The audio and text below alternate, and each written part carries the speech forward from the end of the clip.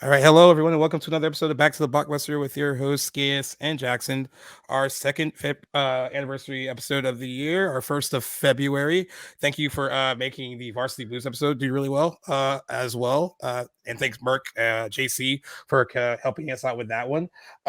We weren't gonna do guests on a lot of our anniversary episodes. We're gonna plan it by year, but we're doing one for Friday the 13th, the remake, its 15th anniversary, and we thought we should actually have some guests on that we thought would be good for this one because they're horror movie people and they've been on the show with us before, and we've been on their show, and it felt like a good time to bring back Alex and Dean of the Return, Revenge, Resurrection podcast. Welcome back. Welcome back, guys. Hey, thank you. Thanks for having us. Yeah, so we were. I was really excited to. This was one of the anniversaries I knew I wanted to do, even though I know I said some things off camera about how I felt about the movie. I did want to revisit it to kind of see how I felt about it, and I thought you guys would be fun to revisit this movie with us, and kind of get your thoughts on it. Yeah, Dean sends me a message and he goes, "Hey, the guys from Back to the Blockbuster want to have us back on the show." And I'm like, "Fuck yeah." And then he's like, "And they want to talk about Friday the 13th from 2009. I'm like, "Oh, man."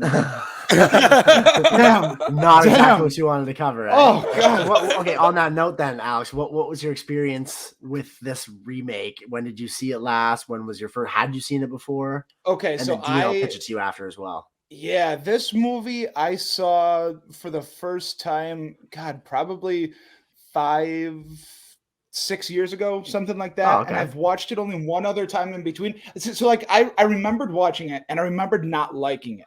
So then when I rewatched it like a year or so ago, I went, yeah, no, I was right. I hate this movie. It's really bad. Sometimes it takes 2 viewings to really solidify an opinion. Yeah. And so then I watched it a third time. For this episode. And yeah, no, this is just dog shit. Didn't do anything for you. And here's the thing. So like, I knew we had to record tonight. Okay, I know what's happening. But with everything that happened during the day, my wife's birthday stuff, I forgot about it. Okay, so we said we were going to start at 8:30. All right, and I realized this at 7:45. I hadn't rewatched the movie. So I have this extension on my computer where I can speed things up. So I watched this movie at ×3 the normal speed. Lucky you. And this movie still fucking dragged. It still went on forever. Yep. Yeah, I was just saying too, in between here, I remember thinking this movie has to be over soon, and I still had half an hour left. Yeah. But, it hurts. How about you, Dean? Yeah, I watched this movie for the first time, actually, I think just last year. Oh, wow. Yeah, I had watched, what really kind of got me into horror was watching Halloween, Friday the 13th, Nightmare on Elm Street. I tried to watch them all in October, like 2 or 3 years ago. I think it was 3 years ago. I just tried to like watch them all. And that was like, that was my first like jump into horror. I was like, I'm going to do it all. I love franchise movies. Let's watch them all. And, I never got to it during that watch. Like I didn't finish it all in October. So I got like all the way in the Friday movies. I got all the way to Jason Takes Manhattan. So I didn't get any further past that. So just last year I was like, well, I should knock off the ones I haven't seen. So yeah, I watched this last year and thought it was awful. Like I didn't like it at all. I was like mad at it a little bit. And so like leading up to this episode, I was just like, oh yeah, okay, I got to watch this thing again. And my wife likes to watch movies with me too. So she hadn't seen that when I watched it before. And so I was just prepping her. I'm like, it's awful. I'm telling you, it's going to feel like a waste of time. And I don't know. This happens on our show a lot, Alex. Don't do it. No. You're probably so mad at me right now. I know you can't handle me. I know you haven't. I don't know how you haven't just left me now for another co-host, but damn it if I didn't like it this time. Really? Okay. I had a fun time. It was okay. This is a movie I think I would have enjoyed more with company, with an audience, because I watched it by myself in my room and I was checking the time. Like I think it would be fun and some moments with friends, like-minded people that are just watching it for the sake of watching it. But I'm with you, Alex, and it seems like Gaius, you might fall a little bit in the middle. Overall, I'm glad, Dean, that you enjoyed it more this time around. That's nice. Yeah, hey, me too. I'm glad we have this like differences of opinion. That's always good. I saw this in theaters when it came out, which is I feel like that's how I saw all of our anniversary episodes. Like I saw this when it came out, but I saw it. I saw it on opening night with a group of friends, and we were super excited about it because it did open on Friday the 13th, and it was pretty big, crowded, packed theater when we saw it, and we got through that opening, which is like that first like over 20-minute opening that was actually not that bad. It feels like, and once that title card came up, like the whole crowd was like cheering. We were like, all right, we're in for something good. And then it feels like a totally different person directed the rest of it. It feels like an entire, and I think it's because like you get introduced to all these other characters that pop in, and they're not other than Jenna, who like I'll talk about more about her later, but like the rest of them, you meet Clay and who's looking for his sister and all that, but there's all these other characters that they're just basically stereotypes, and that's that they just fit a certain mold, and they they're there to up the body count. They're not entirely likable other than Jenna, and it just goes like completely by the numbers after that incredible opening 25-minute. Yeah, I remember when we first saw that, we didn't realize we hadn't seen the title card yet. after that opening, I was like, oh shit! Like, but like I don't know, it starts out so well, and I remember like when it was over, I remember my friend was like, well, it's better than like those god awful sequels to Friday the 13th, right? And like tried to convince me that like it wasn't as, it's definitely better than that. And I was like, yeah, I guess it's more polished, and it looks great. And he kind of like gaslit me and believe me. I was like, yeah, maybe you're right. And then I would like watch those like, and then I would watch like part 3, 4, 5, 6, and they're not great movies, but at least they're fun, and they go by like that. And then I was like, no, it's not as good as those. I know that it wanted to be. I actually had to write a feature about this movie for MovieWeb about why I didn't think it worked. And I think a lot of it goes back to Platinum Dunes and them thinking they knew what the Friday the 13th franchise was and what they should do with it. And there was stuff that they changed that, like with Jason in particular, that just didn't work. And I don't know. I mean, it looks great, and there are some fun kills, and I love the opening. But it, like I said, it felt long. When I looked at the back of the Blu-ray, I was like, how long is this movie? And it was like, it's 97. I didn't even watch the unrated cut. I just watched the 97-minute like cut of it, and it felt long.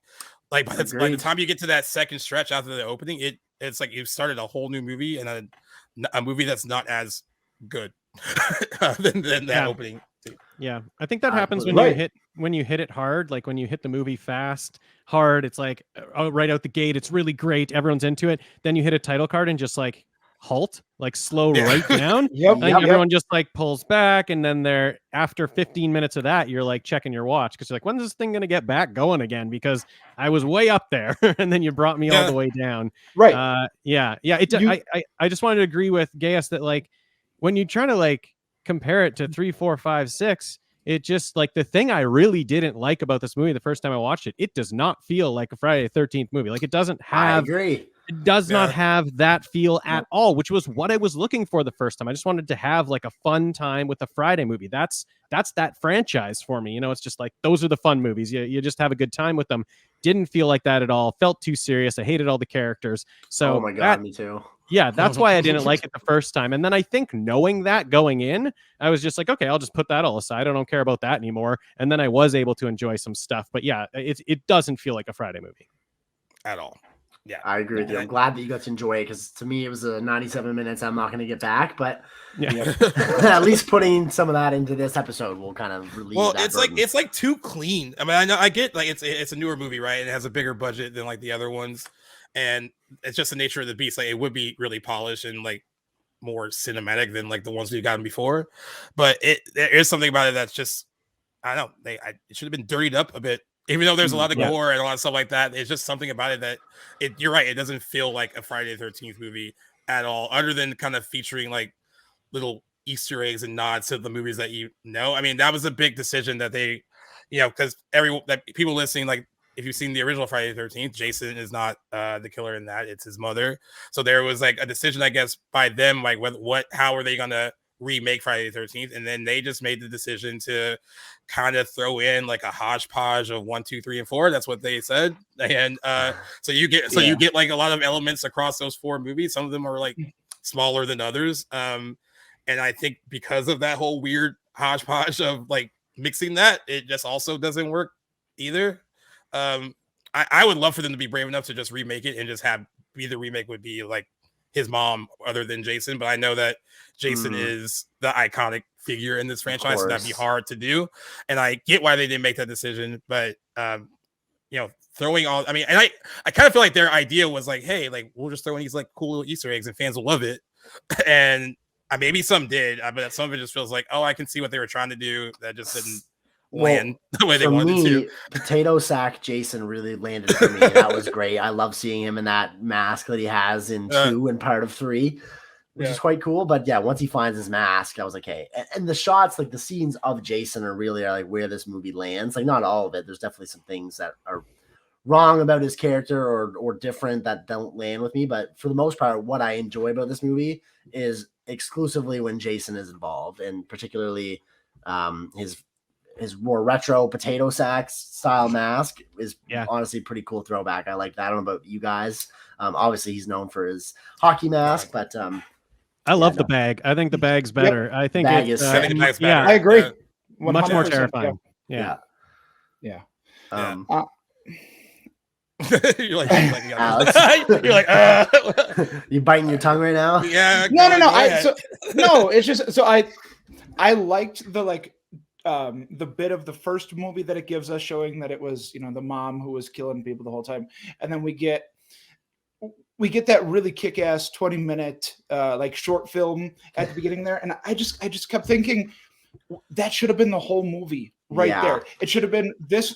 Don't worry about giving us some sort of origin for Jason. Okay, because that's what it tried. It was like, okay, this is where he found the mask. This is what he's. I don't care about any of that. That doesn't matter. All right, everyone knows who Jason is. Start him off in the mask, or choose the bag, whatever you want to do. But most likely they're going to go with the mask. That's the most iconic look, I think. So just start them there and have the whole movie be about this group of kids who are trying to find weed. Like they're out in the middle of the woods and they're trying to find weed. All right, that to me was way more on his territory. Yeah, right. That I think could have been fun. There was no fun to this movie. They kept trying to show us the characters having fun, but it never actually felt that way. No, felt very manufactured. It felt so forced. Yeah. It was like, this is what young adults act like. That's what I feel like they were trying to do. Like people in their early 20s act like this. I was like, it was very, I mean, some characters are worse than others. But yeah, I get your point. And actually, it's not like the characters from the opening are that much less annoying, but no, I mean, I would have gladly spent the time with them over the second group. And maybe throw in like a Jenna in that first group. I don't know. But I guess Whitney would have filled that gap too. If they weren't going to have like those other characters, like we wouldn't need a Jenna at all. And we could have just stayed with, I like there is something in the idea that I think could have worked. Had those characters on the back end been more interesting and not completely unlikable other than Jenna. Yeah. The first group like felt not like obnoxious teens. Like it did still feel like, you know, I don't like them, but they feel like that could be a group of kids. Whereas like the second group didn't feel like people. Like that did not feel like a group of friends at all. They just, and I think like the movie doesn't even know what they've made with those characters. Like it forgets relationships that it's set up, and it just like I don't even think it cares. Like the movie doesn't even care about its characters at all. I don't know why they're at this house at all. Like why why they friends with Trent? He sucks. Yeah. I mean, credit to Travis Van Winkle. That was a great name, by the way. Who plays him? Because he's so over the top douchey that you're just like the only benefit is to see you die horrifically later in the movie, and the fact that he sticks around as long as he does, they're like, all right, this better be good, and it ends up being good. Like he has that like really fun scream thing, and like it's great, but like I don't understand like how they're all friends, and they all just feel like they just when they wrote this script, they checked boxes. They're like douchey white guy. They got one black friend, one stoner friend. It's a walking cliche. One slutty blonde friend. So I mean, and someone made this argument to me that the other Friday the 13th movies are like this. but I don't feel it as But much does that watching make them. it I mean, I right? don't know. I don't. Yeah, I mean, it just didn't work here, really. And I wish I could fully explain why it works in those and not so much here. It just doesn't for me at all, really. Right. Maybe those earlier movies, they're not so tired tropes at that point, perhaps. Yeah, that could be. Yeah, Sorry, that could be Alex, too. I just cut you off. No. I think part of it though is those older movies I don't think were very good. Okay, a lot of them aren't very good. All right, even compared to this one. Yeah, I'm a little bit removed from I haven't really seen any of the 80s, 90s sequels beyond.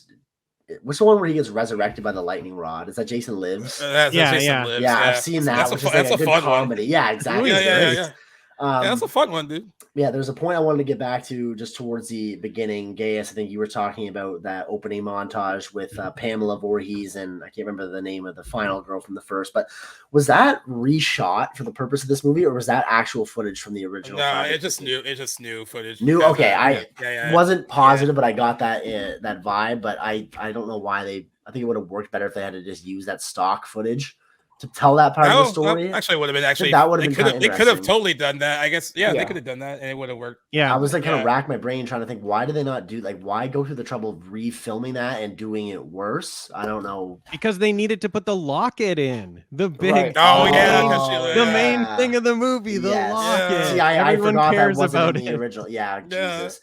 Which answers another question I had that if I had been more invested in this, I would have, I'm sure, put 2 and 2 together. But I'm guessing Jason lets Whitney live and keeps her in his little lair because she reminds him of his mother. I'm guessing the locket. Yeah. She looks like, because they make it a point, like when they find, first of all, I don't even know why they even go searching around the decrepit house. They're just like, she finds it and he's like, oh yeah, that looks like you. You should keep it. No, why would she keep it? Why would she keep it? So they're already hinting at the fact that, oh yeah, she looks like his mother, and that was one of the first things about the character that I didn't like that they did, was because in any other Friday the 13th movie, Whitney would have died right there before that title card came up. He would have killed her. And so the whole idea of this is, I mean, I know when they were writing it, they probably thought oh, let's go into his psyche a little bit, and you don't really need to do that. It's Friday the 13th. I don't need that. There's no, it's not necessary to do it. Yeah. Also, he rushed her with the machete, and right? Then it was title card. It's that works so much better if he killed her. That's so much more hard hitting. Right? It's just we got death, and they were showing everything, and all of a sudden he just runs at the last one, title card. It's oh, that was great. Yeah. But then no, she's alive. You'll find her later. She's alive. Yeah.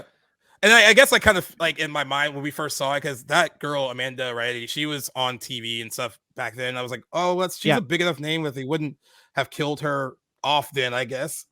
Yeah. I guess I should assume that she would have come back like that. But I remember being disappointed. I was like, oh, he kept her hostage. I mean, not hostage, he's basically trying to create a new home where she is his mother, I guess. I suppose, yeah. Because they kind of redo. They kind of redo Jason as more of survivalist now, that's protecting his home from all these other people who are getting into Camp Crystal Lake. He even sets up traps and shit. And I guess that's kind of cool. Did you guys he made him read? Smart. I guess the inspiration for the Jason in this movie was from John Rambo in the first Blood movie. That was which I'm seeing the movie, it does seem like that. He's very much protecting his territory. I'm that's what everyone wants to see. Everyone wants to see the Jason Rambo. Yeah. Wow. And so for the most part, I think he lives up to that inspiration. Yeah. Speaking of his home area there, did he grow that field of weed to attract teens? Yeah, right. Right, yeah. That is his field of weed? I think where did he become a botanist? They come to him. They come to him. He doesn't have to search. I don't have to chase them down. They'll come to me. Yeah. Brilliant. And it's a special kind of weed, apparently, because the guy was the way you're describing it, it was almost it's magical. I was so he's that smart. He's not dumb. I mean, he sets up booby traps. He grows weed. This is the smartest Jason in any of the movies. And that was my biggest problem with him. That was my biggest problem with him, is that he never really felt like Jason. No, in this. In look only. Yeah. I mean, he looked kind of cool, I guess. Oh, he looked badass for sure. Yeah, Derek Mears, who plays him, did a good job. I mean, this is someone that I guess he took the part. A lot of these guys who take these roles, they get into character, they really love playing them, and he really did love playing Jason, and he does a good job. I mean, he's very physically imposing, and like he gets it, he gets that part right.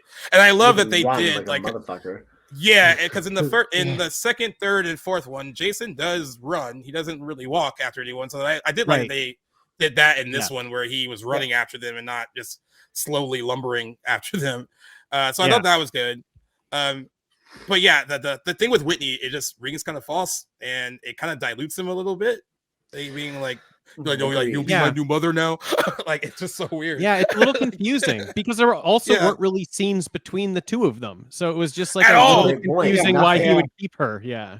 There's just that one scene where he's like looking at the locket and she's kind of like, oh, and she kind of gets it, like, oh, is that why I'm here?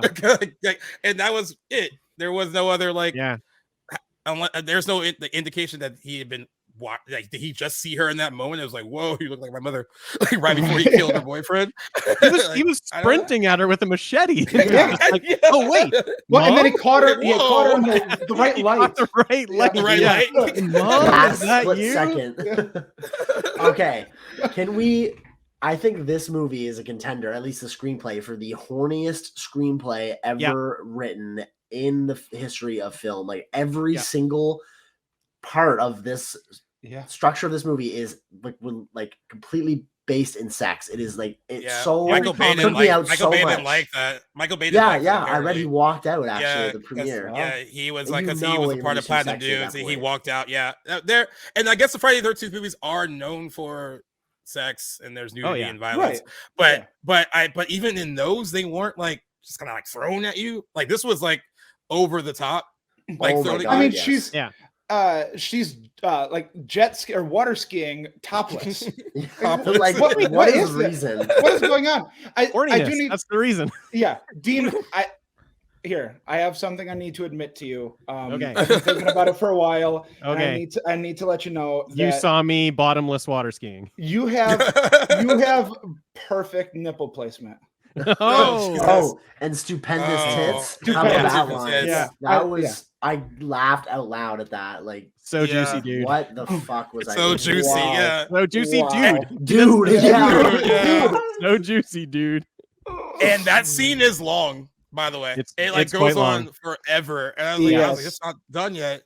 And I mean, it is kind of funny that Whitney is like running up to them to like ask for help, and then Jason just grabs her, and they never see her because they're having sex. But I thought that was kind of funny, but it goes on a little too long. And I agree with you, Jackson. It is a very horny movie. Yes. For no particular reason other than like they probably were like, this is what fans want to see, right? And within reason. I mean, it just seems like when it's gratuitous like that, it feels like all right, it's a bit too far. Yeah, like there's ways to incorporate that. Yeah, it was one of the things I didn't really like the first time because it just felt very forced. Where this time around, I was just like, it's fun to watch horny people make horrible decisions. It's funny that their horniness is taking control of them so much that they are making such terrible decisions. So I did enjoy it this time. But that you're alone there, Dean. Yeah, I know. I'm glad for you though. And I thought I wouldn't like it, but I don't know. But that scene with like Trent and Bree, that sex scene that goes on for so long, like this is where the movie forgets what it's set up because like Jenna comes to the door and is trying to get them out because Jason's there. She's not mad that Trent's in there with Bree. Trent doesn't even seem to worry about it either. He's not like, oh, my girlfriend's at the door trying to get in. He doesn't worry at all. He's like, go away. Like there's no one out there. They're lying to us. Like the movie has totally forgotten that they were dating. These people are they all claim to be friends, but they're complete strangers to each other. There's no emotion. There's no emotion either when they see their friend die. There's nothing. It's just a body. Yeah. Great point, actually. Yeah, there's no stakes in the terms of the relationships. Big instance for me was when what is his name? When Lawrence gets the axe in the back, and like there's a little bit of a debate on if they should go out and help him, but no one really seems like they're doing it like that. Like this is their friend that they're watching like bleed out or die or is in imminent danger. I didn't buy that there was stakes there at all. Yeah. Bree just wants like him to stop crying, basically. Yeah, yeah. Like, She's she like, just shut wants up, him to shut up, stop. shut up. He's like, she- "Future yeah, Somebody go get him she- because he's too loud. And then as soon as he stops, she's like, Oh, okay, okay. Okay. yeah, thank you. That Goodness. particular actress looks like she was like, "Yo, this is my moment. I'm gonna have this moment Oh, where yeah. like I'm acting right now." And I was Yeah, like, "Why yeah. is she?" I was like, "Why is she doing this?" I was like, "Whatever." Well, I remember when we first saw the movie, my buddy Sean like turned to me in the theater when that happened to Lawrence, and he's like, "Do you feel like some type of way about this?" That they're like leaving him out there. I was like, no. I mean, yeah, I get what you're saying. I totally get what you're saying. Yeah. But most of us probably. I mean, I love that they set it up as like, no, it's a trap. Like he wants us to go out there, so like we can't go get him. I did love that Lawrence was like, "Yo," he was the only one that seemed like he had a friend. He was like, "Yo, that's my boy out there. Yeah. I gotta go. Like, I gotta go make sure he's all right." And he So took like that's that about frying pan walk as like a shield. That was It awesome. was a shield. Yeah. Yeah, that was great. Yeah, I think there's something to be Oh, said man. too about Jason's accuracy in that movie. That axe throw and that It's a cool. That's Arrow. The arrow I mean, is that that was incredible. insane. He is Rambo. He is He Rambo. is great. That's what actually is a great point too. It's a Just Rambo. quite, weapon. quite an archery shot. And right am I through the head. wrong? I don't even think you even see him with a bow at any point in the movie. Do you? He lowers the bow there. Yeah. Oh, he cutaway, lowered. I didn't even yeah. see it. I might have been half Yeah. because I know he raises the machete after that when she sees Yeah, him on the. he had just like put the bow Oh, away okay. and then he raised up Okay. the machete. No, he just threw the arrow like a spear. Boom.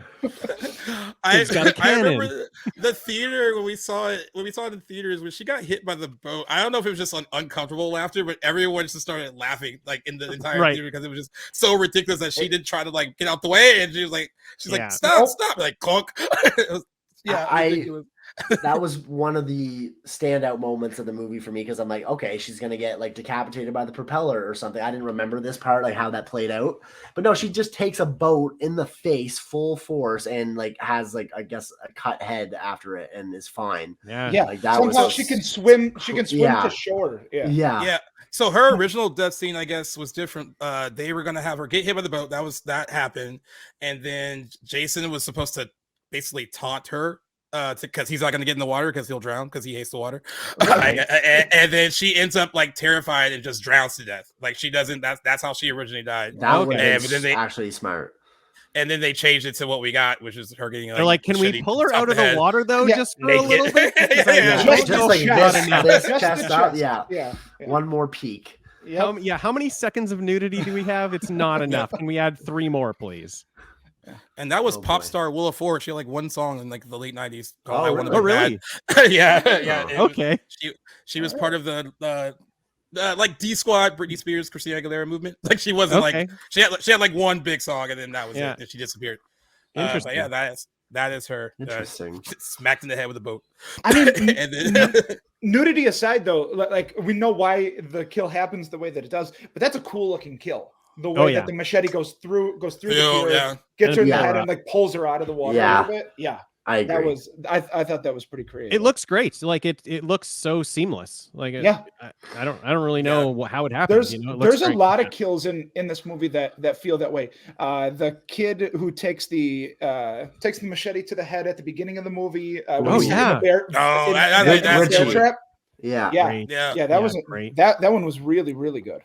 Yeah. So all the kills in that opening are pretty deep. Like the home chick and like the sleeping bag. Like, I thought that was cool. It was Oh, brutal, but Yeah. it's cool. Brutal. It was cool. Didn't seem like Yeah. Jason's MO to me at all, though. That one felt out of place. As like good as it was as a kill, like I don't. Are there any examples of Jason doing anything like that in like any That- sequels? So that felt more I'm like a trying- kill from something like Jason X. You know, because he's Right. Yeah. like, So he does like I think he has someone in a sleeping bag that he bangs against a tree. And there's That the I've tree. seen one of them. Which It's one in is the, that that's from? in the it's in the 7th one. It's the New Blood. Oh yeah. He Yeah, seven. yeah, he okay. picks it up, and I think they cut. There were supposed to be multiple swings, and they cut it down to get the R rating. But he swung that person several times to the tree, and they had to cut it down. But yeah, I thought. But yeah, it's a little. I mean, I get, but this Jason's more tactical and like not as like he'll like throw axes, but he'll also like burn you up alive in a sleeping bag. yeah. Yeah. Set a bear trap. Like there's so How much did he going know on. he was going right there? How did he know he was going to be in He that knows. exact spot? I mean, smart, what is the he knows. radius? What is the radius of a bear trap? I guess he's Rambo, so he's gonna fucking know this stuff. Also, Yeah. 2 bear traps utilized in this movie, which is pretty cool. Yeah. Yeah, it's an underrated weapon. Yeah, for sure. It was fun. More Yeah, bear because traps. he got it in the back, right? Right. Yes. Yeah. And then I guess there was also one used a few years later in Cabin in the Woods. I think Saw really popularized that trap. The bear trap. Yeah. Which is pretty cool. But Yeah. 2 I thought was quite cool. Yeah. Trent does have a fun. It's just this delivery when after they get out of the room after having sex and he sees that she's back with Clay and he's like, "You've been gone for like 8 hours, just like fucking all over the woods." Like, he's like, I was like, Jesus. What are you Like, talking about? this guy is like, not. At least she had the awful. decency to leave and go fuck in the woods. You were doing it right there in the house. Yeah. Right there. Didn't even care. Man. I don't think Trent has a single redeemable quality. He is just No. terrible. No, from and start to they finish. make it clear from the start that he sucks. Yep. There's like there's no like no, he might be he's awful like from dialogue 1 until he dies.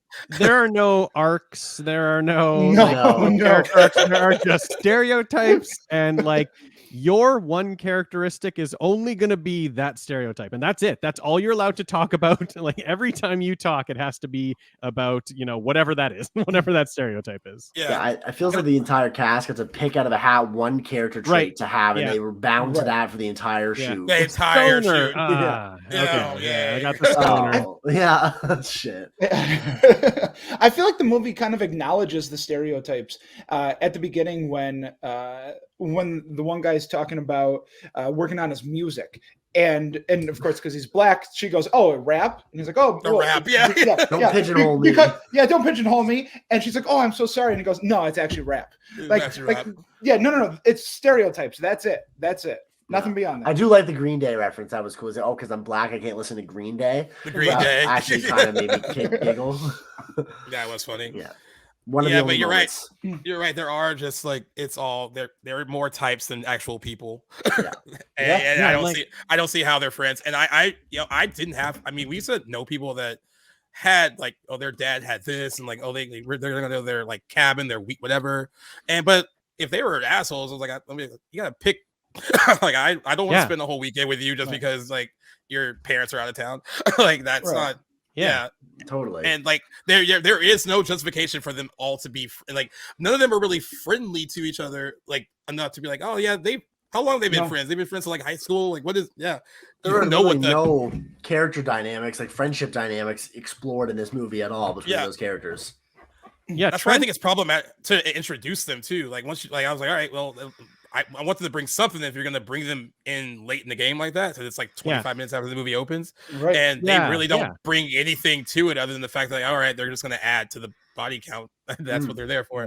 Mm-hmm. Yeah. At least the first group were actually like friends. I could tell they were friends. But friends, the second group, it's like Trent invited everyone to his cabin, but didn't want anyone at his cabin. Like he hated that people were there. And it's like, it's yours. You invited them here. It's not like people crashed your cabin. Like you brought them here. You were driving the truck. And now you're wanting them. You brought them here and now you hate that they're here. Yeah, it just like didn't work at all.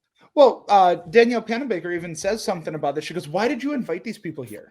Like we're asking the same thing. Why did you invite these people here?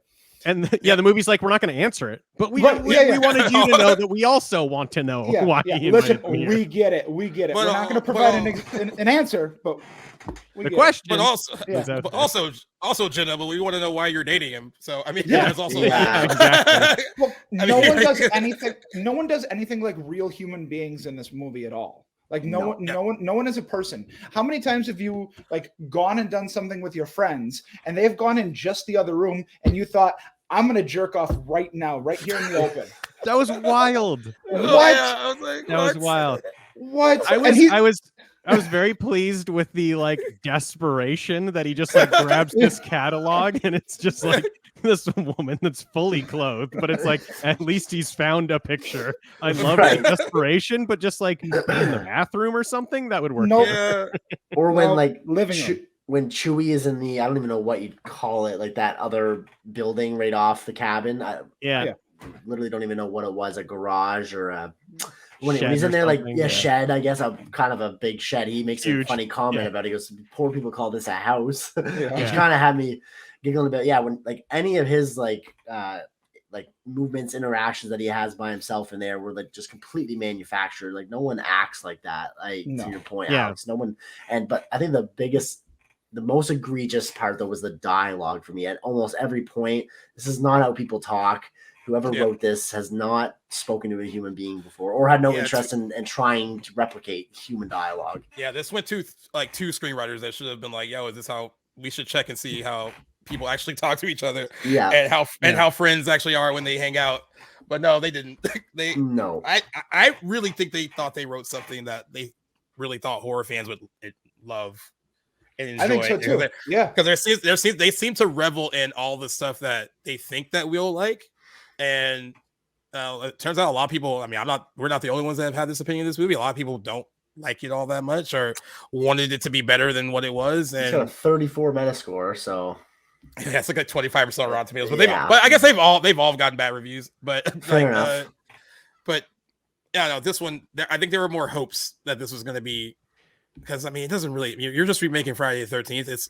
I got like, for instance, I had no issues with them touching this in the way that I had issues with Rob Zombie doing Halloween because I was like, well, that is sacrilegious. But like Friday the 13th, I was like, you can go ahead. Like, okay. There's room for improvement there. So okay, so piggybacking that, which movie do you like more, Rob Zombie's first Halloween or this? Oh, that's mean, Jackson. This. No, I could do it. I don't like either movie. I don't like either movie, but I like Halloween more than this one. Okay, I'm with you. It seems like we're split down the middle. I'm with you, Alex. Yeah.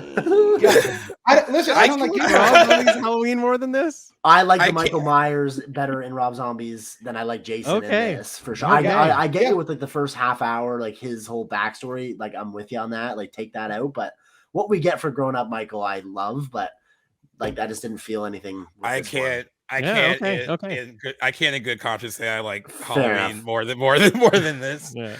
But I feel like I might not agree with Rob Zombie in like what he sees are like the characteristics to focus on for Michael in that movie. I don't agree with his vision, but I can at least see that he's trying to do something in the movie. Okay. I don't feel that way in this movie. Okay. So right. I respect Rob Zombie's Halloween more than I respect this movie. I'm with you. Yeah, this movie is just kind of garbage. It's not trying to say anything at all, and it's not entertaining. Like you have to be one or the other, I think. Okay. I mean, it's great if you're both.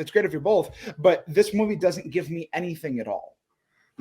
I agree with, like, for better or for worse, Rob Zombie tried and it didn't work for nearly everybody, but at least he tried to do, and he made a movie that feels like a Rob Zombie movie, just with familiar IP. But this feels like nothing. This feels like well before the AI generated slang term was adopted. This feels like it applies to that well before that was even an insult.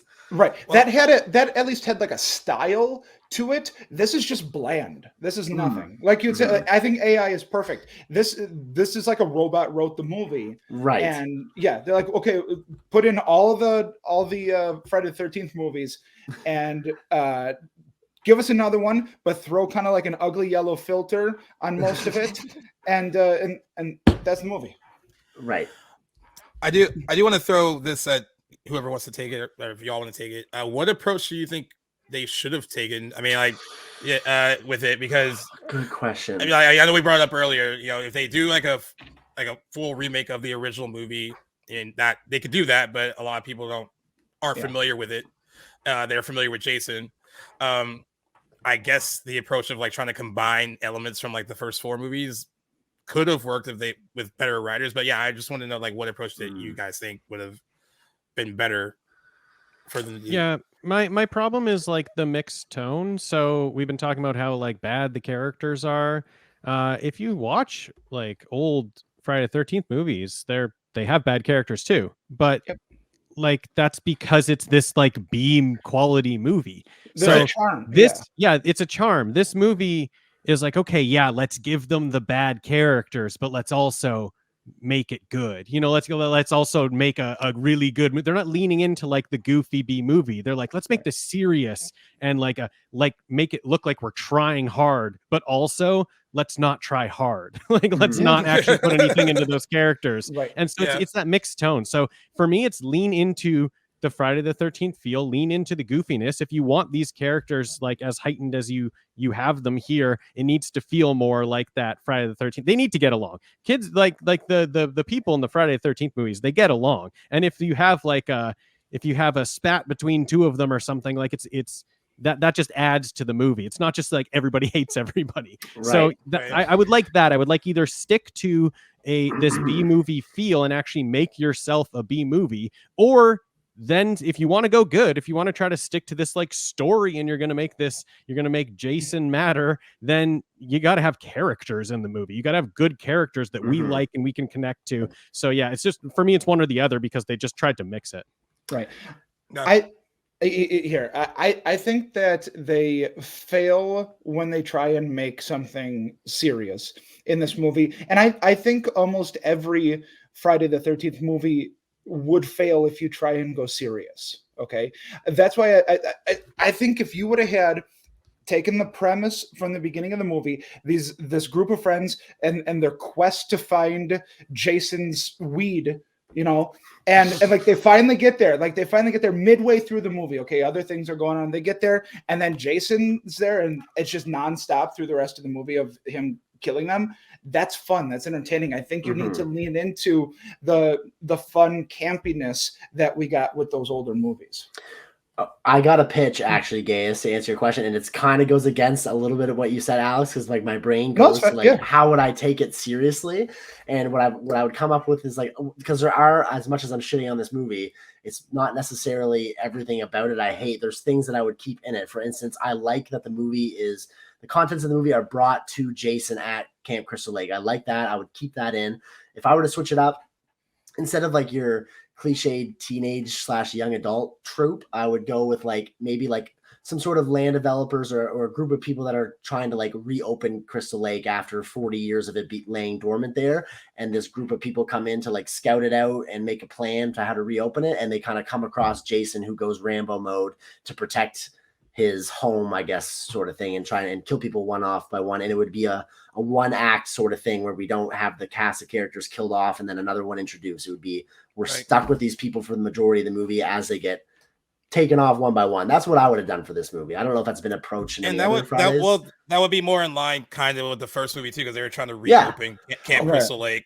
And you can have that remake. I guess I forgot about that. Well, you can have that element of the original movie without having to do the full like mother thing too. And that'd be that could be a cool nod to that original movie. There you go. I think subconsciously that's where I was drawing from because I forgot about that. I think that would have been like a pretty good direction to go through as well. I think. Yeah, I like that. I would say what they're building is high rises. There you go. It's like it's Evil Dead Rise, but it's with Jason in the high rise. We've pitched this on our show that Evil Dead Rise. There should be everybody else should be in that building. Like not in that movie, but you should have your own movie. You should have Michael Myers Rise, Jason Rise, Freddy Rise, and they're all just going through buildings. Basically just Dread, but for all of the horror icons going through the buildings. Yeah, Jason cool. Rise. Yeah. Dean, to your point too, that you are right that like some of like even though the old movies had bad characters, there were also good characters in that to kind of counterbalance that. Like you know, for in the first one you had Alice, and the second one you have Ginny, and in the fourth one you have Trish and Tommy Jarvis. Actually, the whole Jarvis family is not bad at all. They're likable. So like you had a mix of like very likable people to go along with like the stereotypes that were featured in those movies.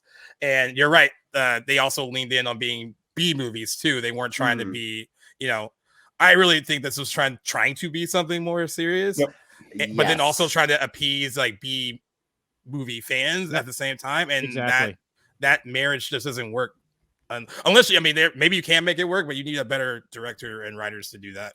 Certainly. Yeah.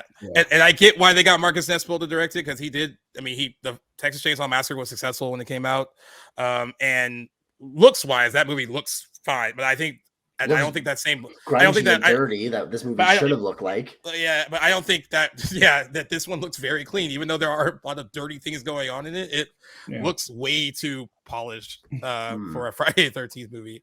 I mean, $19 million budget. You can tell that they used the majority of that, and that's great. But yeah, I like my Friday the 13th movies to look a little cheap.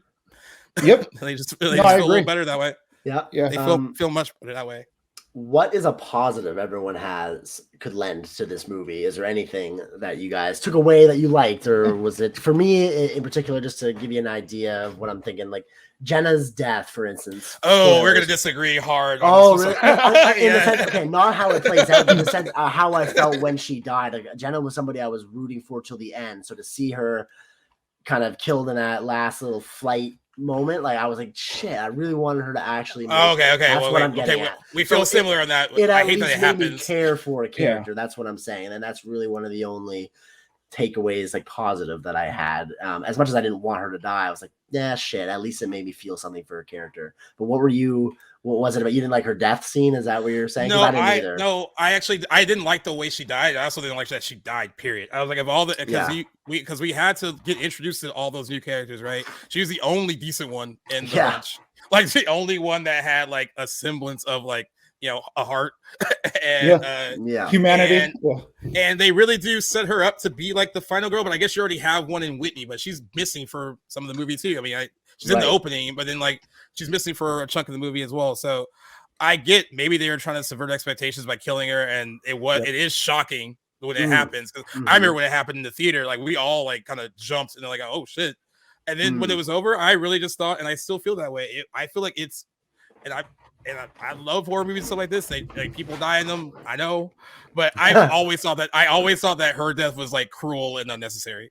Like it just feels like, you don't really earn it either. It's just kind of like, oh, like you just did that for shock value, not because it, you know. I don't think it really needs to happen. They could have easily subverted expectations by having two girls survive to the end, and that would have been fine. Sure. And I'm not saying that we need to kill off Jared Padalecki, because that Supernatural fans would have been upset about that too. Yeah. Like all three of them could have lived, and that would have been fine. And I've always thought it was really unnecessary that she gets killed that way and killed at all. Yeah, but it made me feel something, which none of that other an hour and 36 minutes made me feel. So. That's true.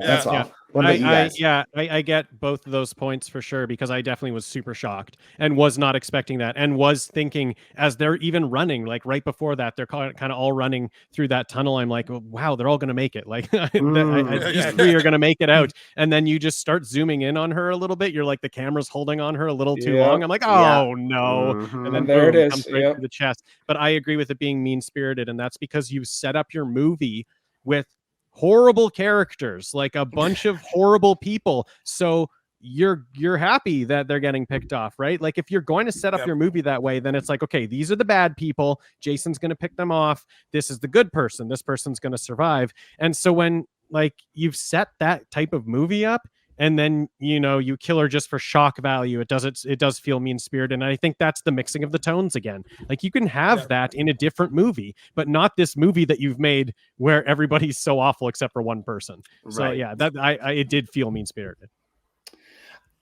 I think I could have gone either way with it. The problem for me is like I just don't care about the movie as a whole. So to have strong feelings one way or the other, whether she lives, whether she dies, is not going to change the movie for me. I completely agree that it's there just for shock value. I don't think it does anything for the story. I don't think it really does anything for the characters who survive. At the end, there's we don't like see them have to cope with her death at all, because there isn't that moment in between to breathe. And all her friends are dead too. At the end of the movie, right? Yeah. True. I don't know. So like, I guess I don't care enough. Yeah. That makes sense. Yeah. Totally fair. I mean, but I guess like the way I was looking at it, I was like, hey, I mean, we had to get introduced to this next group of young adults, and she's the only one that's nice. Like she's the only one that isn't annoying. And again, Clay, I guess though Clay's fine. I kind of always forget it. I always forget about Clay. I don't know why I do, because Jared Padalecki, he's pretty reliable and stuff like this. So he's fine. No problem. No problems with. I actually don't even have a problem with Whitney, but it's don't really get She enough. just of doesn't her. have enough presence in the right. movie to really like. Yeah. So yeah, I was pretty.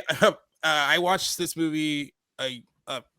God, 5 years ago with a girl, and like the one thing that she hated was that she went last. They were like, why did they let her go last? Like, shouldn't he have let her go first? And then he could have gone last. And I was like, I guess that makes sense that he should have made sure that they got through first. Yeah. But no, like she goes through last, and that's how she gets right It's very to the similar. heart. Yeah, exactly. Should have been Clay. It reminded me of Yeah. a death in Wrong Turn 4, where there's somebody that's the last to go up this. I don't know if you guys have seen that one, the one that takes place at the asylum in the winter. And Oh my God, the snowmobile? no, that death. Okay, that's the. I always think of that. Death, that's that movie. Yes, but Yeah. the death I'm thinking of is like there's 3 or 4 people that are escaping out a window and they got to climb through a bunch of snow, and one of the like villains in that movie is like running down the hall at them with this huge like drill. It's like the size of like a minigun. I don't know what it really is, like an ice cutting drill or something. And the last person to go through takes it in the back, and it was very similar to Jenna's death in Friday the 13th, but it reminded me of that. So I saw it coming a mile away because that's what I was thinking of. Like you said, Dean, like the camera's on her too long. We know Jason's coming at them. It's just luck of the draw, I guess. Yeah. Wow. Yeah. I've never heard someone bring up that movie in conversation before. Oh my God, Wrong I Turn love that, 4, Jackson. I'm fantastic. so happy. My favorite of the series. He does like Wrong Turn. Yeah. Yeah, I liked it too. I liked it most of the too. Wrong Turn movies. Yeah. You just saying Wrong Turn 4 made me want to cover it on our show. I'm like, I didn't know there was 4 of them. I want to cover it. There's 7 of them. Yeah, I want to cover it. So many. I need to repick and the my first last 4 are varying qualities, but generally good. 1 and 4, I think, are actually solid. Yeah. Nice. Yeah, but definitely worth checking out on the show for sure. Yeah, because that's you got coming enough up on the entries. show for sure. Nice. Actually, if you guys ever do 4, count me in. I would love to join. Awesome. I would love a chance to rewatch that go. movie. Yeah. Excellent. He's like my moment. Yeah. This is my movie. I just want to get back. I just want to get back to Jared Padalecki for a second, because this was like my favorite Jared Padalecki performance. I like him, but I do find he gets so whiny. Like, sorry for everyone who's a huge Jared Padalecki fan, but he's like that in House of Wax too.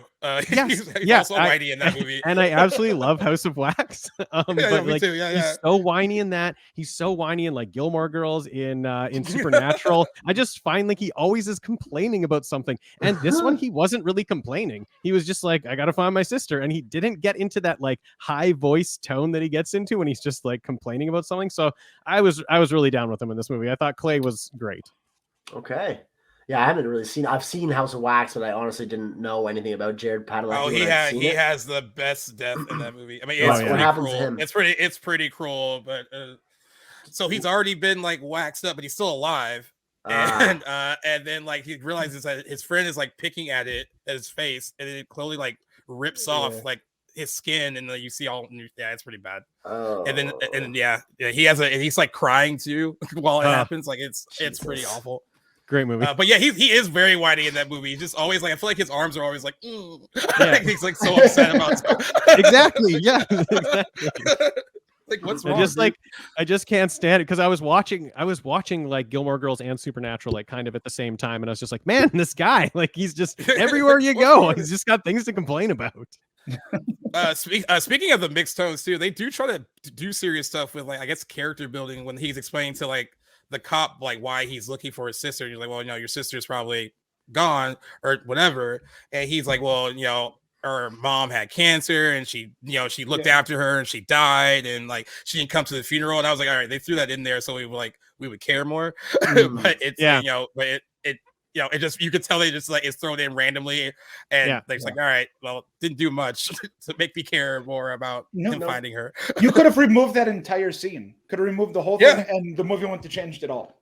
Again, it was all so surface level. Like, he talked later to Jenna about it too. Like, he's like, oh, I bailed when I was 17. We talked again and yelled at each other, and it's like, what are you talking about? Like, what actually happened?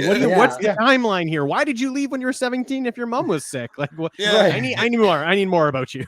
Absolutely. These are bullet points. It reminded me of It reminded me of those random lines that were thrown into the Texas Chainsaw remake when they had to explain like why she could pick locks and why she knew how to hotwire a car. Yeah. And she's like, "Oh, I had big brothers," and she's like, "I went to juvie." I was like, "Okay, well, what? Not necessary." Yeah, like, why? Is that like you learn that in Juvie 101 when you go there?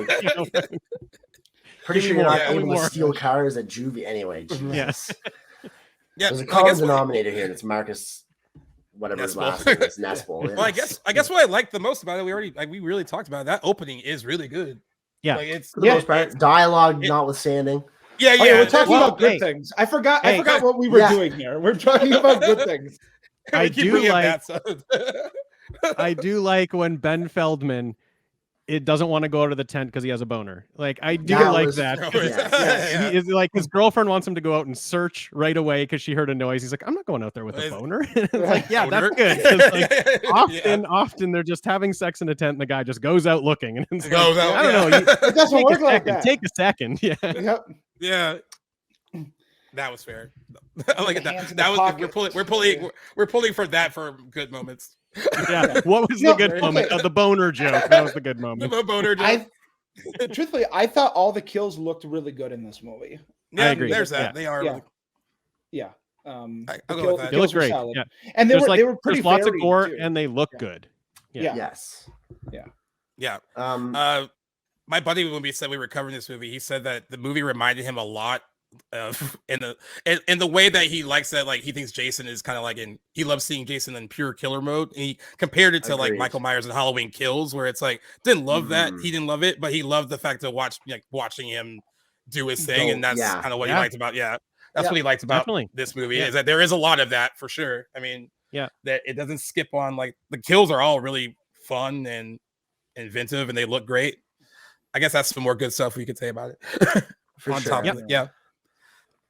It says like the Friday the 13th movies have always been known for really cool kind of gore effects and death scenes and stuff. So I would say some of those rank pretty high in the franchise as a whole. Yeah. But yeah, definitely needed more than that. Yeah, it was definitely not enough for a good movie to make.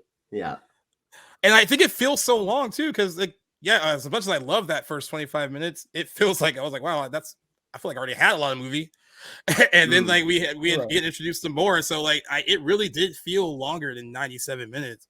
And should have been a breeze, and it's just not. Like it kind of drags into its conclusion, and you just don't really care how it started. Once it ends, you're like, all right, you already tapped out. There's nothing to hold on to. Like the kills look good, but you don't care about the characters who are dying. Like and they're not even, for the most part, except for Trent, douchey boyfriend, they're not even to that level like where I'm excited to see them die. Right. Because it's the two types of kills. There's the ones where you care about the person, so you feel an emotion when they die, and then there's the ones where you hate the character and you're rooting for them to die. Yeah. And this doesn't really have that. I was happy to see Trent go. I'm not gonna lie. I was too, and it was a good one. I'm glad that they paid it off pretty decently. I was like, I loved hearing him scream like a girl. That was fun. That was funny. I thought it was odd how they seem to like want to paint like there's like the driver of the truck that he inevitably gets pinned on is like ambiguous. You think, is this Jason like with the truck now? Like why are we not seeing the driver? And then the driver sticks out his hand and like motions for him to come over, which again didn't feel like a real life scenario. And then for it kind of to be baited and switched, however it ended up happening, I was happy that Trent went out in such glorious fashion. Oh yeah. But again, didn't really feel much afterwards. Like, okay, well, there's our central antagonist. It felt like the movie is gone now. And now that's Jason. Yeah. That's true. It does get less fun after that. That's when it feels like it's done. It feels like once Trent is put on the back of that truck, it's like, what else am I here for? Like what?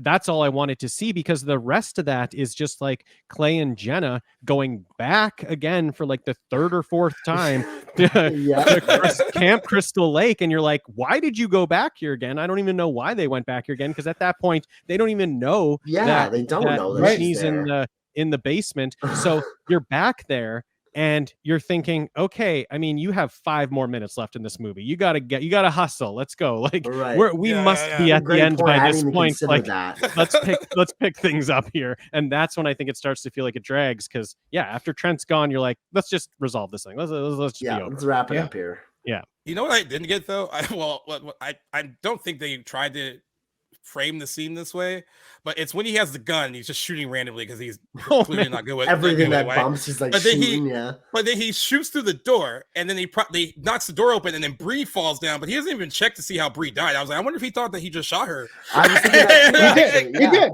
yeah, it did, right? Because he's like, Bree, he killed Bree. I was like, oh, so we were supposed to think that he shot her. Okay, but like they got to make that more obvious. Like he definitely should think that he shot her. He shot through the door.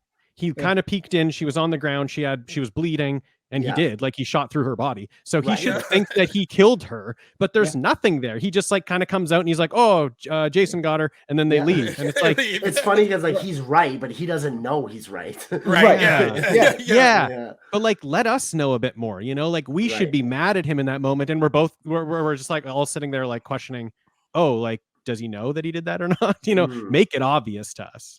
Right. Yeah. I honestly would have liked just seeing her still mounted up on the wall and him find her that way would have been a better. I would have liked that more, but yeah. I was like, this makes it even worse. Homie thinks he's like, I probably shot and killed her. I'm like, oh yeah, he did it. Let's go. Yeah. What do you think of the overall, I guess, conclusion of the movie? Like how they take out Jason? Like, I guess at that point it's just like you probably don't care anymore because it probably should have ended a lot earlier than that.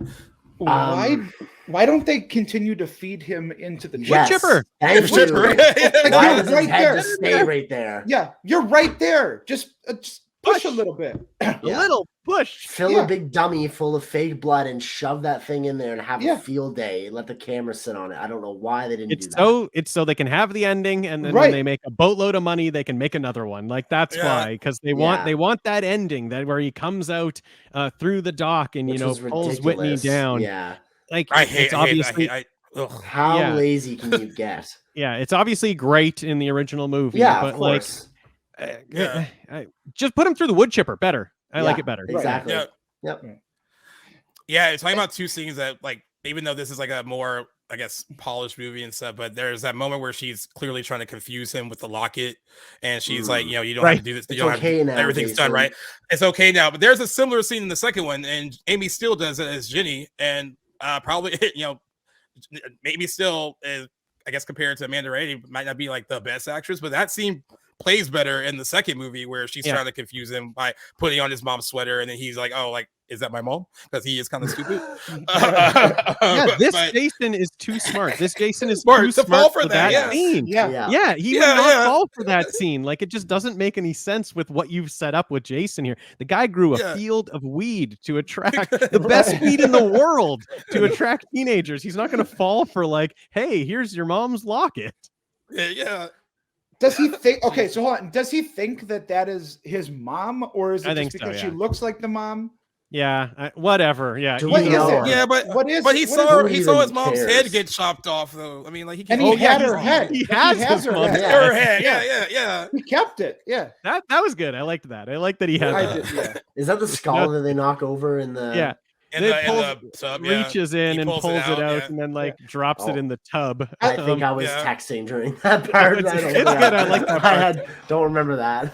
But I mean, he goes, I think, is it a doll's head? I think there's a doll's head. I do see a doll. I think there's a doll. Yeah. No, dude, Idiot. leave. I don't have any friends that would want to explore a place like that. Like, let's go in here and like check this out. Like, no, why? Why are we in here? I can kind of relate to what is the character? I can't remember what the character's name was. The one that is with Whitney, Whitney's boyfriend in the beginning when he goes, "Where's your sense of adventure?" Like I did relate to him a little bit there actually. You would be that. Oh, you would. I'm not gonna lie. Yeah. Oh yeah. Jackson I'm wants a thrill to search seeker. the old, I like to be scared. shack. Oh yeah, definitely. First one dead in the horror movie. Yep. I know, and he's seen so many horror movies. He's seen so many, and he would still do it. Yeah. Still walk right into that cabin. Now it'd be different if I had some context. Like for instance, if I knew that a massacre had occurred here and there was rumors of the killer still being alive or something. That might be a different story, but Wait, don't they tell that story in front of them? Like they mentioned, or are they gone by that point? I can't remember. I just watched it. No, they're still. No, I think they're all there. there. They're still there, so they know the story, Right? Yeah, I But guess they it's don't know that he's around. I guess Wade's, like Right. stupid story that no one really Right, buys you don't really into. I believe guess. him. Yeah. They don't start believing until they see like a bed that has Jason's name on it, and then they're like, Yes. "Wait a second, Wait this a is minute. little Typical too weird. agnostics. Where have I Yeah. heard that name Yeah. before?" Oh, it was 5 minutes ago. dude, that whole part where the boyfriend's on the ground and he's just like shoving the machete up Ooh. to it. Oh, and, yeah. like, that was Ooh, so it that gets was so fucked cool. up. Yeah. Yeah. God, I honestly think someone else directed that opening, dude. Right. Could be. Yeah. Yeah. Honestly. It just feels it's so weird how a completely different movie it feels once that's over. Yeah. And how they couldn't like build on that momentum at all. It's like that's crazy to me. Or they just had the script, and the script was just that first part, and then they shot it. And they're like, "This is only 20 Now minutes." what? It's only 25 minutes. I Oh, thought this shit. was going to be 2 hours. I thought it was going to be an hour 30, but it's actually only 20 minutes. Now what do we do? We And have they're like, "I guess $16.5 you got to write the million rest of it." left. Yeah. Like we need $6 million to cast all these people for the back half of the movie. Oh man, that's hilarious. Well, when the movie came out, actually, it made this is I guess this kind of could tell what people thought about it when it came out. It opened to $43 million, which was the biggest opening of the franchise at that point, and it was the biggest 3-day opening for a horror film up to that point too. It beat The Grudge, which had a $35 or $38 million opening. However, in its second weekend, it dropped 80.4% to Is that a record? It was I think it's still the record. It's biggest second week drop. Big drop, yeah. Wow. To 7.9 million. It went from number 1 at the box office to number 6. It was out of the top 10 by its third weekend. It made $63 million domestic, and then $92.7 million worldwide. It still made money relative to its budget, Big time. but $43 million opening and a $63 million finish at the domestic box office that means it died a very quick. That's word death. of mouth. Yeah. I was gonna say everyone rushed to go see it, and then everyone rushed to tell their friends to don't see it. No, Yeah. don't Well, see it. Do came not out- go see this movie. Yeah, it came Unless you out like on a tits. Friday the 13th, right? So Yeah. everyone's like, "Gotta see it on Friday fair. the 13th." And then when other plans came up or whatever, and they're like, "I'm not gonna see it though. Like, I'm not Yeah. gonna actually go next weekend to see it. Right. Who's gonna On go see Friday it the on 20th, Friday the yeah. 20th? What's that? I'm not a loser." I'm curious to see how the other movies have trended on their second weeks and whatnot, and like if it actually, because I'm sure most of them, if not all of them, have come out on a Friday the 13th. I wonder if that's the draw. I'd be curious to see those. That could be the draw. Somewhere there Some must of be them a came out, graph somewhere. Yeah, relative to like in the 80s, they didn't have huge opening weekends like this one did. Right. But Yeah. I distinctly remember this when it came out because it was TMZ, I guess, that opening weekend got the whole cast out, and everyone was celebrating how it made all that money opening weekend. They couldn't wait to do a sequel. They were so happy. And I just remember, that second weekend drop, and I thought I read it wrong. And I was like, Jesus, I was like, that is, horror movies even when they're good, tend to drop like 50% or maybe a little bit more. But 80.4% is ridiculous. That's wild. You're right that everyone that saw it that opening weekend was like, yeah, guys, if just wait till it comes out. Don't worry about it. Yeah. Not worth your time. And they were going to do a sequel. They announced one and then they undated it. And then, as we know, the franchise ended up in like litigation for like a lot of years, which I think is finally resolved now. But I think even they knew that, like, hey, we kind of screwed this up and we didn't do it right. I don't think they knew what else to do if they did a second one. And I honestly don't know what they would have done. They never really talked about what a sequel would have really been. Unless they were gonna do like, okay, let's combine 5, 6, 7, 8, and 9, and we'll make that the sequel. Yeah, and a little sprinkle of Jason X. Yeah. Let's have one scene in space. Just just where the movie ends. Yeah. On the note, I need you guys' help here because I can't remember, but I'm on the trivia page here on IMDb, and it says the body count of this movie is 14, which is pretty solid actually. Yeah. It says 13 of which are killed by Jason. Who's the one person not killed by Jason? So it would be Pamela, like the I guess the mom who's decapitated at the beginning. Yeah. Of course, the very first death we see in the movie. Yeah, that was quick, Dean. he's like, damn it, Jackson. And I was watching at that point. He too. was like, it's the first 2 minutes of the movie. Yeah.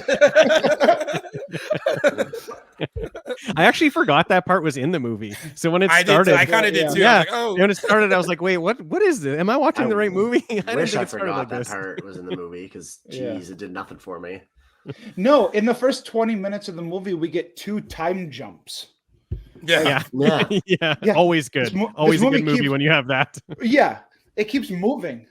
Yeah. It's a lot. Well, now that what do you kind of want from him? I know we're getting like that Peacock show, Crystal Lake, like a prequel series. The A24 series, right? Yeah. Right. But I mean, we're getting that. But like, what do you want from this franchise now? Like, do you think it just should be? Would you want another theatrical movie, or are you done with it? Because this one came out 15 years ago. He hasn't been on the big screen in 15 years. I actually same thing with like Nightmare on Elm Street. It's been a long time since Freddy Krueger's been on the big screen. Michael Myers has been like dominating the big screen. Like these 2 biggies like Jason and Freddy haven't been on in a while. But like, is it something like, do you want another Friday the 13th movie? Is that something that you want to see? Yeah. What would you do? Absolutely. Yeah. Absolutely. Yeah. Well, I kind of said earlier what to me where I think like the focus should be, and it's on making a fun movie. I don't need the dark, gritty stuff. I've seen that before. All right. It usually doesn't work well for me. I want campy, I want fun, and just stick to that. I don't really have like a plot in mind, but I think that's sort of the essence. Like, give us characters that we're excited to see die, and just keep it light. Yeah. You got to make another one that's in theaters. It's the 13th one. Like, you have your chance. It's your moment. Like, you have 12 of them. Oh, that's all the marketing too. That's all the marketing would be. Yeah, exactly. You got all the marketing. You got all the pressure. This is the one. You make this one good, you get to make more. You make this one bad, everybody knows about it, and you're not going to be allowed to make any more. So that's right. You got to just make a good one. You got to make a good Friday the 13th movie. I don't know what I want. I mean, like, those movies they're so strange because they're just like, you can't kill him. I mean, he's not even human. He's like a zombie by the end. And, he just goes around killing people in fun ways. That's it. That's like basically all those movies are. So I don't know what it would take to make like the good one, but this is your opportunity. You got to do it, and it's got to be good. Yeah. Do you see any kind of I know I mentioned the whole the original movie. Do you see any road to actually remaking that as it is, where he's not the focus, it's the mother? Could you make that a good remake? If it's going to be done, I think it's done in this series. I don't know about a movie. Yeah, which I would actually support if we see Jason at the end, or if we see him as a child. If that's the route they want to go, I'm okay with that. I like the platform of a show for this IP where it's been so long that it's been tackled, but I don't know where to begin with what I want to see out of it. I'm kind of just going to see what they give us at this point. Yeah. What about you guys? I don't think we need it. I don't know. I also agree with that too. Yeah. Yeah. Listen, go back and watch the first movie again. There's a reason why it spawned a franchise. Okay. But it's not a great movie by any means. Like, it's entertaining. It's fun to watch. It's entertaining for sure, but it's not. But it's not life changing by any means. I hate when people compare it to Halloween. I'm like, no. Yeah, absolutely not. Not even close. Not even close. Yeah. So no, I truthfully, I don't think it needs a remake. I've always said the original movie is the only one that tries to be like good. It's a solid little murder mystery. It really tries to it tries its best to be a movie. Yeah. Out of all those original ones. Yeah. For sure. But when people compare it to Halloween, I was like, no, that's not it. It's definitely not as good. It definitely, but I mean, it did spark the whole more than Halloween. It did spark the whole slasher thing in the 80s. I mean, they tried to copy that more than they really copied Halloween. And even Halloween 2 was like, well, we got to copy Friday the 13th. It has to be bloodier, and like we need more kills. So that franchise definitely spawned that, and for better or worse. But yeah, I always want to see these people back on the big screen. Like I said, I agree with you, Alex. We don't need it, but I wouldn't mind having it either. I would see. Listen, I would watch it. I'm not saying I wouldn't watch it. I just don't think we need it. Yeah. I completely agree. I hope it's good. If they give it to us and it's good, then I will support it. But I don't necessarily have too much faith. I think A24 is a good company to have this IP. I'm excited to see what they do with it. I'm very biased, though. I really love that company, but time will tell. Do we have any word on where that series is at in development? I think now the strike's over. I think they're still getting back to writing and all that. Yeah. Okay. So, and I like the idea of it. It sounds like a really cool idea. And Brian Fuller is a good. He's behind it, so that'll be good too. Is he the Hannibal guy? Yeah. Oh, that show's awesome. So you guys haven't seen, that'll be good. I really recommend. Yeah. Nice. It's a really good show. All right, it's the moment where we have to give our scores. I've talked myself into hating this more than I thought I did. It was one of those. We'll let our guests go first. Between Alex and Dean, whoever wants to take it first. Go ahead, Dean. Okay, great. We'll start it off on a positive. Yes, that's right. Yeah. Sounds good. Started off on a positive. What are we doing out of 10 here?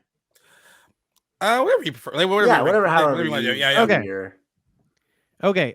So when I came into it, I thought it would be sort of a right down the middle one, maybe leaning a little lower than halfway. Just because, I didn't like anything about it leading into it. Like I didn't like the characters. I didn't like the feel of it. It's not a Friday the 13th movie. But putting that aside and being able to actually enjoy it this time around, I can confidently go 5 out of 10 here. I can confidently say it's just it's a right down the middle. Like I think it doesn't have the things you need for a Friday movie, but it was totally watchable and I had a good time. So yeah, I'm going to go right down the middle. Okay. Respect it. I think I can also go 5 out of 15. And, I was like, yeah. So 5 out of 15. This movie is not good. I don't enjoy it. It has some interesting kills, but by the end, I find myself wishing that I hadn't watched it. Like I had wasted my time. And I tell myself afterwards, and I know eventually I'll have to watch this movie again for the podcast, but I always go, I'm not going to watch that again. I'm not going to do it. And then I'm back into it. I'm like, I told myself I wasn't gonna do that for a reason, because it's bad. Try, I guess, if you do get roped into seeing in the future, maybe like look for other things in it than to just sit down and watch it for the sake of watching it. Maybe you'll get something out of it if you're looking to get something different out of it. You gotta find some of that Jason weed. Yeah. That'll help you enjoy it. Exactly. And then you'll discover all the nuances in its plot. They'll reveal themselves too. And the character beats that they were going for. All right, what about you, Jackson? So out of 5, I give this one a 1.5, so a 3 out of 10. I've been following the letterbox format, which I realize contradicts my earlier thoughts about it being better than Marcus Nispel's other movie, the Texas Chainsaw remake. I gave that a 2 out of 5. So I guess I talked myself into not liking this movie a little bit more. It was fun to discuss though, for sure. And I think it does the bare minimum in terms of like what you said, Alex. It has some decent kills. It looks good. Like Jason is great in this, although like maybe not all the character traits he has, but he looks great where he's menacing. He does what we want him to do. And that's really where I give this movie points, not much for anything else. I wish I could get that hour and a half back, but you know what? I'm glad to have channeled that into a great discussion today. So that is really where I take, that's how I rate it. 1.5 out of 5. I'm pretty much with all you guys, I guess. If I'm doing out of 10, I guess I'll give it a 4. Okay. And I was happy to do it for this. I thought it would be a good discussion. And I thought it was interesting before we put this together. A lot of people have been writing about it because it's turning 15, and you know what? A lot of the articles have all been like kind of what went wrong articles, and they haven't been like they haven't really been positive. But a lot of the articles have been like this, what could have been, and all that kind of stuff. Like, what did they do that wasn't right? Like, where did it go wrong? And I thought it was interesting to I kind of figured this might be the discussion for this, because even I can be the positive one when it comes to these kind of movies, and it was a chore to get through today. Yeah. Even though I found some entertaining moments in it, and I still love that opening. It starts out so well, and then it just kind of deflates after that. But I'm happy that we all got together for this and talked about it. So at least there was that came out of it. Yes, even a broken clock is right twice a day, Gaius.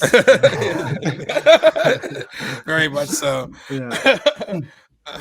Yeah. Before we wrap everything up, we'd like you guys to, for anyone that hasn't listened to your podcast, tell them a little bit about it and tell them what you guys currently have running on it right now. Dino, take it away. All right. The podcast is Return, Revenge, Resurrection.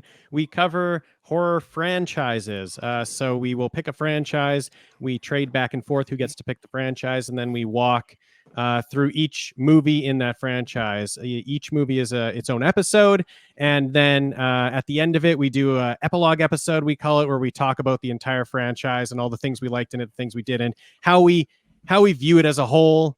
We rank all the movies in it. We rank the franchise against all the other franchises that we've covered before. It's just sort of like a going away party episode to the franchise, and then we pick a new one after that. So those episodes come out on Thursday. We currently have just wrapped up Prom Night, and the next episode is actually our 100th episode. So what we're going to do is a little awards show. Thank you. We're going to do an awards show and give awards out to movies that we've covered. So we're going to give, we haven't announced what the awards will be, but some are going to be good and some are going to be bad. And we'll have nominees and pick the winners of those awards. And then after that, we're actually jumping into the Hannibal Lecter franchise, covering all the movies that have Hannibal Lecter in them. So yeah, that's going to be a good one. That's fantastic. That's a great series to get into. Are you going to be starting with Michael Mann's? We are, Manhunter. Manhunter. I was going to say Man Tracker was in my head. I haven't seen it. I haven't seen it either. I'm excited to see that one. Cool. Yeah. Awesome. Good stuff. I expect, I'm excited for when you guys inevitably do Wrong Turn. I'll be listening to that for sure. Can't wait. And we're going to have you on. I would love to, especially for 4. Yeah. Fantastic. Yeah. Okay. And your guys' podcast is like super fun too. I just everyone that hasn't listened to it, it's a really great listen, especially if you're into a lot of these horror franchises. And Alex and Dean will be on. We got to schedule it still, but they will be on the Deep Dive spinoff soon. And they picked a really good movie for us to dive into, so I'm excited for that. So you'll be hearing from them again fairly shortly. So they will not be strangers. What are you guys covering? Unless you want to keep it as a secret, that's fine. I just we can say it. Yeah, they picked it. So yeah. Okay, what are you guys doing? Yeah, we chose The Witch. Oh man, that's awesome! Yeah. Great pick. Well, Jackson, you can be on too. I would love to. When is it slated for? What's funny about the spinoff? It's like the show is also Jackson's, but he always kind of treats like the spinoff as like, no, it's like your thing. Like, well, no, it's your thing too. Like, you can be on it. I would love to join for The Witch. Don't get me wrong. You can join your own show. Yes, I love Robert Eggers to death. I'm very excited for Nosferatu at the end of the year, and The Witch. I remember seeing that when it came out. Yeah, fantastic, great. Well, looking forward to that, guys. Nice. All right, without further ado, then I guess that wraps up episode 151 of Back to the Blockbuster. Thank you guys very much for joining us on this episode where we slugged through the 2009 remake of Friday the 13th for better or for worse. Dean and Alex, it was great having you guys back on. Really looking forward to having you guys on in the future. And of course, so as I mentioned, thank you. We'll have your show pinned in the comments. And guys, really strongly recommend you guys go check out their show. And if you guys listen to us on Thursdays, why not make it a double feature and listen to the new episode of Return, Revenge, Resurrection, wherever you guys get your podcasts. Thanks again for tuning in to another episode, guys, and we will see you next week. Thanks for joining, guys.